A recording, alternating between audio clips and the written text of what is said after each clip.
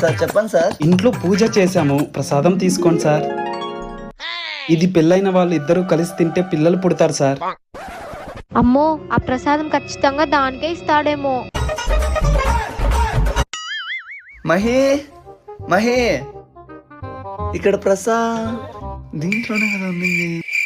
పద్దు ఇక్కడ రాయే. చెప్పు కార్తీక్. ఇక్కడ ప్రసాదం పెట్టిన చూసినావా? ఏ ప్రసాదం కార్తీక్? ఓహో, మరి ఇదేంటమ్మా? అంటే అది తనకంటే ముందు నాకే పిల్లలు పుట్టాలని తినేసానండి. ఒక్కరు తింటే కాదే, ఇద్దరు కలిసి తినాలి.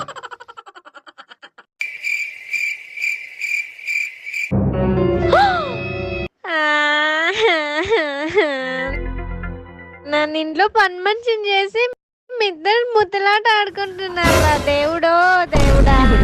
దీనికంటే ఇష్టపడిందో చూసామనే. కార్తీక్ ఊపు.